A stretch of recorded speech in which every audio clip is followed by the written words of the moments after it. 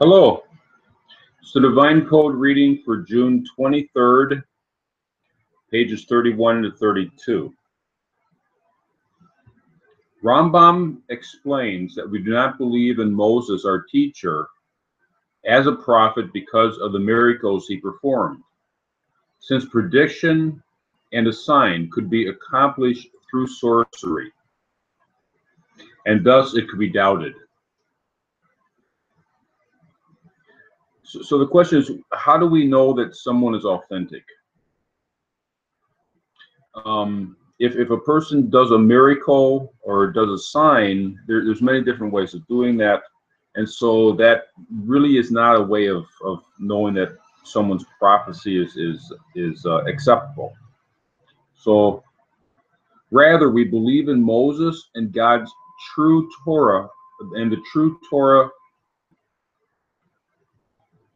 of Moses, against which there will never be a real challenge, based on the true testimony of what the eyes of the entire Israelite nation saw and their ears heard at God's giving of the Ten Commandments at Mount Sinai. This is understood in the Bible that it happened in front of millions of people. So you can't really question something that happened in front of millions of people, according to the Bible account.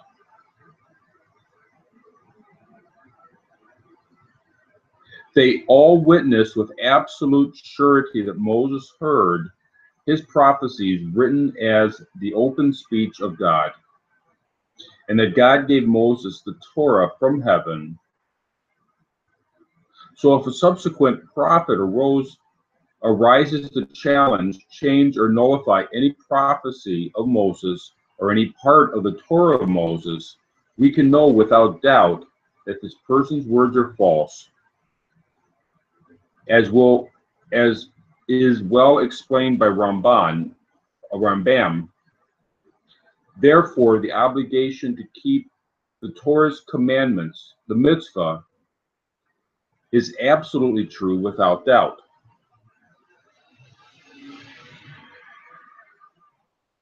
There are 248 obligations and 365 prohibitions for the Jews, and 7 categories of prohibitions for the rest of mankind.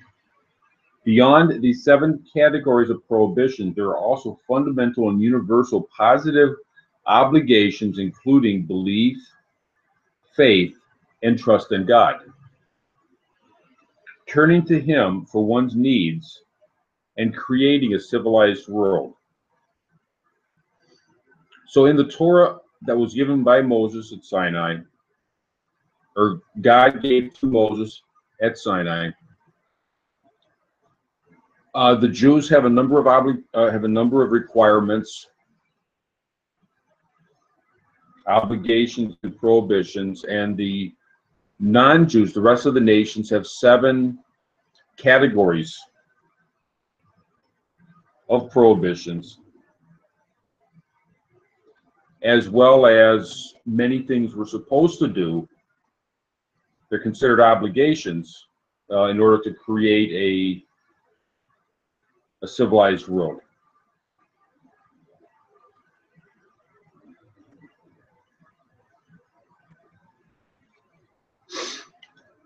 This is not known as a private tradition, as were the earlier prophecies up to the time of Mount Sinai. Before the giving of Torah, it was possible to think that perhaps another prophet could come and contest or deny the prophecy and words of an earlier prophet. Therefore, also to deny the prophecy and words of an earlier prophet.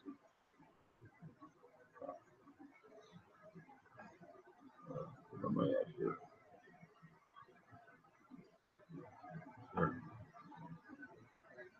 Therefore, also in regard to the 7 Noahide commandments, their existence is not absolute because they were commanded to Adam and Noah personally from God, because it is possible that a later prophet could come and deny any of these commandments and perform wonders and miracles to show his abilities, and thereby convince others that those earlier commandments had become nullified or changed. Rather, the absolutely true existence of the Noahide commandments, like the rest of the Torah, is only that they were commanded eternally by God himself at Mount Sinai through Moses as a true testimony. So the quality of what happened at Sinai was of a level that prophets before Mount Sinai or prophets after Mount Sinai, it's possible to question what happened. I mean, it's a personal prophecy. It's often of a vaguer nature, and therefore it's open to interpretation. What happened at Sinai was so absolute. I mean, it's described in the Bible. It's so absolute that there's no questioning what happened, and it happened for so many people that there's no questioning what happened. So what happens at Sinai is it's an anchor. It's something that is strong, way beyond anything else, and nothing else is able to challenge it because of that strength. Even though the testimony from Mount Sinai was directed to the entire Jewish people who heard it and saw it directly, and the Gentile nations did not experience it directly, nevertheless, such a unique testimony to a group of millions of people is impossible to refute.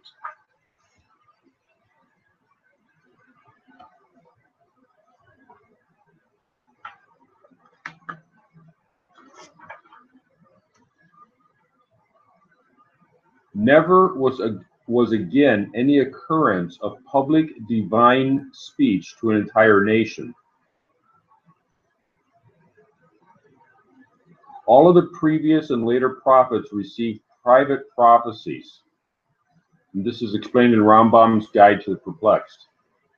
According to this, we can understand the words of Rambam in the Laws of Kings 8:11 that wise ones of the Gentiles may be found who are keeping aspects of the Noahide mitzvah according to their intellect and their knowledge, or even because of the command to Adam and Noah, but not because these commandments were reiterated and renewed by God at Mount Sinai.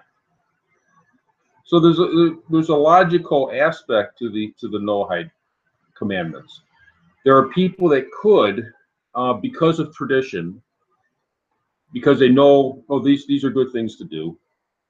Their forefathers knew about them, and so they follow them, or because they figure it out for themselves. These are the wise of the nations of the world. They do the commands because they understand it from an intellectual standpoint or from a traditional standpoint, but not because they were given at Sinai, not because the people, the nations following the commandments understand that they're following it because they were given at Sinai. As Rambam explains in the Laws of Kings 9:1, logic and wisdom dictate these precepts.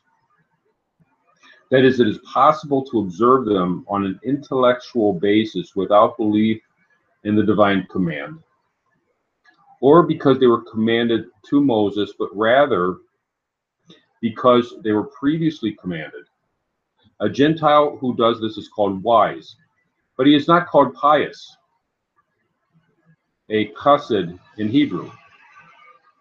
Rambam explicitly teaches that if a Gentile observes these only from an intellectual standpoint, it is not because of God's command to Moses, he will receive a reward for his good deeds. But he has not earned a part in the ultimate spiritual reward of the future eternal world to come, because that is obtained only by virtue of submitting one's actions to the will of God, that he revealed his entire Torah to Moses, the tree of life. So if a Gentile observes these only from an intellectual standpoint, he will receive a reward for his good deeds. Perhaps this reward will be received during his lifetime in this world, or perhaps in his afterlife, in the spiritual realm, after the end of his physical life, or perhaps both. So a person from the wise of the nations of the world, when the person dies, when the body dies, their soul still goes on in the spiritual realm. And a person that their life, how they live their life, will have an impact on their the time in the spiritual realm. And that's a time when they receive the reward for their deeds on earth. If it's good or if it's otherwise, this is a time of, I don't want to say reckoning, but it's a time of the effects continue on in the next realm, in the spiritual realm that the soul continues in. However, the future eternal world to come. So the soul exists in the spiritual realm doesn't necessarily mean it would continue on into the world to come. That comes through connection to the Torah given to Moses at Sinai. That's the tree of life, which that brings the person into the Torah. By connecting to the Torah, brings the person into the future world to come, which is different from the spiritual aspect of the afterlife. The eternal world to come will begin with the general resurrection of the righteous who attach themselves to the Torah of Moses, which is called God's tree of life. That's in Proverbs 3:11-18. See also Rambam, Laws of Repentance 9:1. God gave us, the Jewish people, this Torah, which is a tree of life. So the Torah, attaching oneself to the Torah, makes a major difference. If a person lives their life properly but is not attached to the Torah, there is reward for that in the afterlife. But the continued beyond that, the world to come, they don't receive a benefit because they didn't, only through the attachment to the Torah.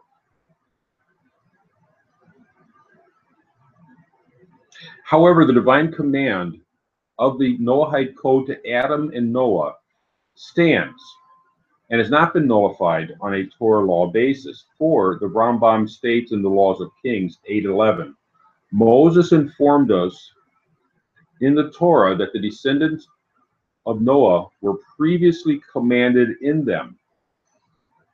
Thus, this command definitely existed before the days of Moses, and Moses was commanded to inform mankind about this. Therefore, Rambam clearly states in the Laws of Kings 9:1, 6 precepts were commanded to Adam. It was added for Noah. One, and the 7th was given to Noah. And these commands still stand. It is obvious that the primary commanding of the 7 Noahide mitzvahs was to Adam and Noah, but God added 3 new dimensions through Moses.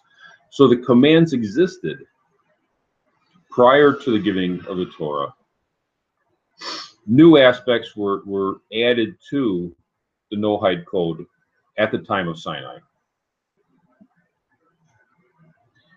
1. The Torah's details of the Noahide commandments that were not revealed before Mount Sinai, and this will be explained. So there's many details that Adam did not receive the details, and Noah did not receive the details. There were details given at Sinai. 2. Their new strength as absolute and eternal commandments, which did not exist before Mount Sinai. as we just explained. So now these are eternal commandments, whereas what was given to Adam and given to Noah were their rules, but they did not have the statute at that time of being eternal commandments. And 3, after Mount Sinai, it is impossible to add, subtract, or change any of the Noahide commandments forever, as will be explained below. So they became eternal commandments, and they're not going to be able to change. You're not going to be able to add anything new, because what happened at Sinai was a seminal event for creation. It was adding a quality to creation, and that happens one time. So you can't have changes after something happens for one time. You can't make changes to that aspect at a later time.